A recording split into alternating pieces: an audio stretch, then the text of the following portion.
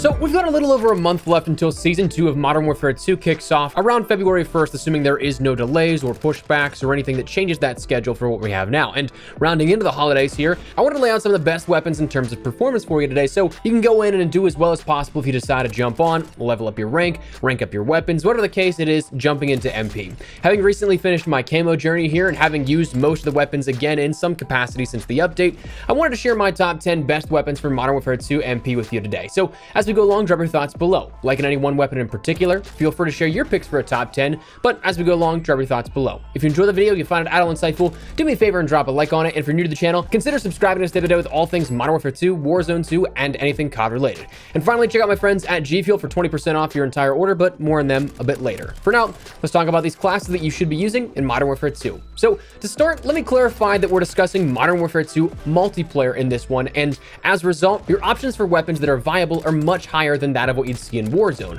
You'll start to notice more clear differences in TTK, damage drop-off, and things of that nature in Warzone since you're playing in a much more open world, longer distances in gunfights, higher health values depending upon armor.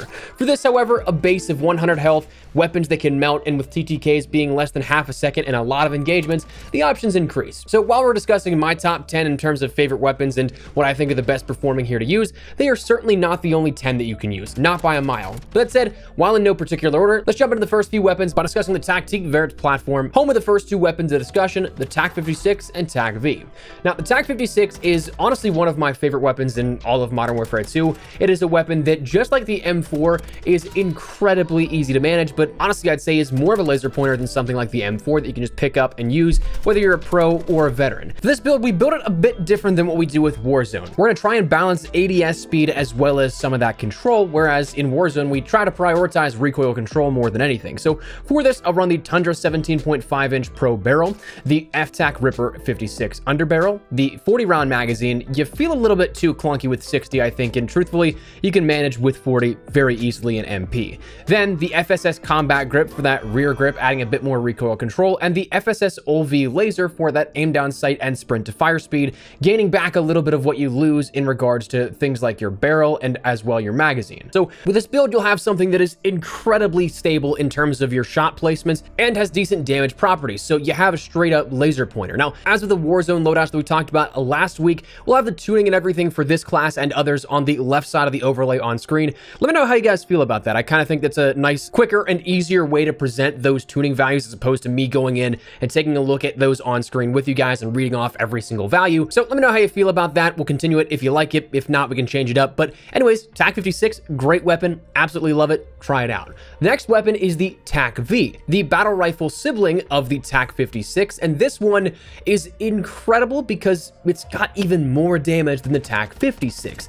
Now, the only thing with this is there is a noticeable difference in terms of that recoil control. So if you want to kit it out for recoil control, it's probably recommended. And I don't know that I'd take it at super long ranges as a preferred weapon. Medium range is that sweet spot here with this, just because, again, at distance, you'll notice more of a kick here with this. But for this, I end up running the Precision Barrel, that 18-inch barrel, for added damage, range, hip fire accuracy, and bullet velocity. The FTAC Ripper for a bit more aiming, idle stability, and stabilization on recoil. The 50-round drum mag, simply because I like having that ammo. Again, you can end up getting away with the 30-round, and an MP, honestly, you're not going to lose out on much by choosing 30 over 50. The FSS Combat Grip for that added recoil control, but because it is a larger weapon in and of itself, I do like to put on a laser of the FSS OV Laser for that added aim down sight speed, aiming stability, and sprint to fire speed. The only con with that is that your enemies will see your laser, so be careful where you are aiming or having that hip fire placement pointed. But again, another one more powerful than the TAQ-V, but also incredibly easy to use. Beyond that, we're going to go over to the Kastovia platform, talking a bit about the Kastov 762 at first. One of the easiest to control rifles, but also with that not necessarily trade-off, but added benefit of incredible damage. For how easy it is to control, this thing is very powerful. For this, I'd run the Cast 10 584mm barrel, the Polarfire S muzzle, the FTAC Ripper 56 underbarrel, the 40-round magazine, and the Cronin Mini Pro optic as well. This following in line with a build that we've talked about here in Warzone. It's very interchangeable, I think, in regards to MP as well as Warzone, but one that I definitely don't think you can go wrong with at all. Another incredible weapon, another sibling of the Kastov 762, is that of the Kastov 74U. Now, as we talked about within Warzone, I love to use this thing as a sort of hybrid between a rifle and an SMG, using it for more close quarters in Warzone so that I can end up getting that damage of a rifle, but also mobility of an SMG, and the same principle kind of applies here within MP, but again, because you have lower health values, you will notice that you can still fry with this. And the interesting part is that in the patch notes for Season 1 Reloaded, they said that they nerfed this, but you really can't tell. It's still an incredible weapon. So for this, I'd recommend the Short TAQ 330mm barrel, the 45-round magazine, the True TAQ grip for a bit more sprint to fire and aim down sight speed, the Marqueve R7 stock for, again, a bit more sprint speed and ADS speed, and then the FSS OLV laser for that added aim down sight and sprint to fire speed. So for the MP version and build of this, I try to max out that ADS speed and sacrifice a bit of the stealth aspect, whereas our Warzone class would include a suppressor of some type to stay not off the radar, but off of the sort of just general vicinity of where people can hear you, whereas an MP, I'm trying to always be in the action, so I don't quite care if somebody hears my gunfire or sees me on the radar and then comes and tries to push me. So that's something, can't go wrong with this. Again, still a very, very dominant weapon. But we've talked a lot about rifles and battle rifles. Let's talk quickly about some SMGs. Firstly, the Fennec, I still think, is one of the best, if not the best, SMG within all of Modern Warfare 2. Statistically, at a distance, it still has that long-range TTK locked up and solidified, but it's just a matter of staying in control of that recoil when you're shooting at a distance, because it does bounce quite a bit whenever you are holding down that trigger. But whenever you're in close quarters, you just shred through enemies.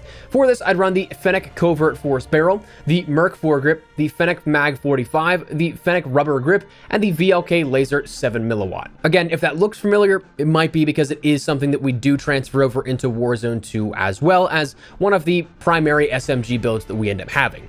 Now, additionally, another one that may look familiar, but honestly is still just something that absolutely can clean house, is that of the Lachmann sub. This is a very mobile SMG, more so than the Fennec, and it's one that still can pack a punch. A bit more damage per round than the Fennec, but not as fast a fire rate, so you have those trade-offs on which one you'd prefer to use. I personally think it's a little bit more controllable at a distance as well, so whatever you end up feeling like with this. For this, I'd recommend the FTAC M sub 12-inch barrel, the X10 RR40 muzzle, the 50-round drum mag, the LM stockless mod, so you have a bit more of that sprint to fire speed, movement speed, and aim down sight speed, and then the VLK laser for, again, that sprint to fire and ADS speed increases. A mobile and dangerous SMG setup. Finally, before we round into a little bit of a break here, the Chimera is one that honestly I'd say is top 10. I don't know if I'd put it in like top 5 or something like that, but again, in no particular order, the Chimera is a lot of fun to play with and does very well. For this, I'd recommend the 10-inch SA Phoenix barrel, the Polarfire S muzzle, the FTAC Ripper 56, the 45-round magazine, and personally,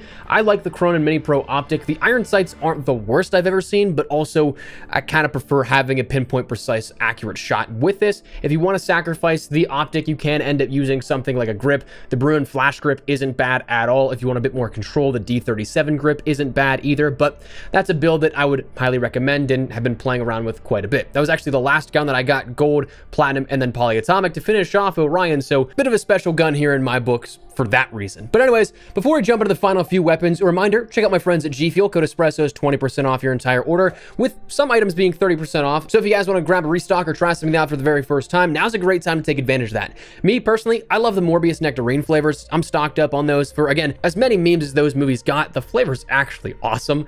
Then I'd recommend things like Strawberry Banana, Hype Sauce, Starfruit, and others. So if you guys want to check any of those out or any other flavor they may have, any tub, starter kits, whatever the case, Code Espresso is 20 to 30% off your entire order. Link in the description below if you're at all interested. But moving on, the RPK is another weapon that in MP, just like Warzone, it is incredibly good. Now, we do alter our build here for MP as opposed to what we have within Warzone, simply because we're not playing for those medium to long range engagements. And also, our priorities are a bit different here at this. We want to have a quicker, snappier aim with this rather than making sure that we just have more so recoil control over everything else. But we try to find that balance. For the RPK, I'd run the Cronin Mini Pro optic. In Warzone, we go for a more magnified zoom lens on that, but MP, the Cronin Mini Pro, is perfectly fine. The TAC 957 barrel is still my barrel of choice. The FTAC Ripper, the 40-round magazine as opposed to the default 75, and then the True TAC grip is what I run for that added sprint to fire and aim down sight speed. So again, a bit more snappy nature as opposed to more recoil control focused, but it can do incredibly well for you, just like it can in Warzone. And then next up, the RAAL LMG, another LMG that will absolutely pack a punch.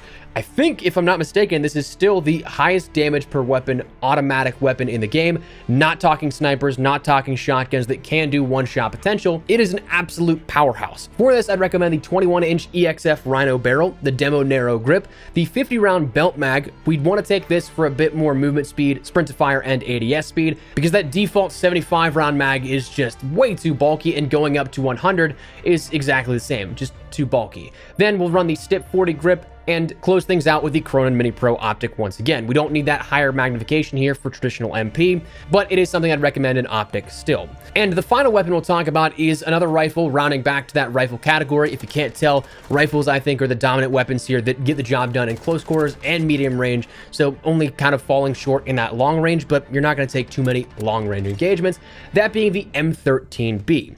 For this, it is one that is not the highest damage per round values, but it is incredibly easy to control. It is a laser pointer like it was within Modern Warfare 2019. Very minimal recoil, and then if you can control that recoil, you're golden. For this, I'd recommend the 14-inch Bruin Echelon barrel, the FTAC Ripper 56 underbarrel, the 45-round magazine, the Bruin flash grip, and then the Cronin Mini Pro optic for that pinpoint precision on whatever you end up aiming at. And for that, that's our top 10 weapons here that I would highly recommend. Now, for a sidearm, I still love the X13 build that we've talked about here on the channel plenty of times, that being the 1 mW pistol laser, the XRK Sidewinder 6-slide barrel, the Forged DX90F muzzle, the 33-round magazine, and then the Cronin Lima 6 grip. It's just something nice you can swap to if you run out of ammo or something like that, or you're in a pinch situation where you need to reload, but you also need to secure a kill. But without that akimbo attached to it that we run in Warzone, you have way more control and accuracy with that. Now, like I mentioned, that is absolutely not the only 10 weapons that can get the job done. Others like the Lachmann 556, the STB 556, the HCR.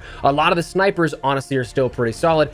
I just prefer, in my own playstyles, things like what we discussed here with this. So for that, that is what we're going to call it. Let me know your thoughts down below. Are you guys liking this list? Do you agree, disagree? Whatever the case, feel free to drop your thoughts. But if you enjoyed the video, you found it at all insightful, do me a favor and drop a like on it. And if you're new to the channel, make sure you subscribe so you don't miss a single thing regarding all things Modern Warfare 2, Warzone 2, and anything COD related. For now though, thanks so much for watching. My name's been Espresso. I'll see you guys later. Take care and peace.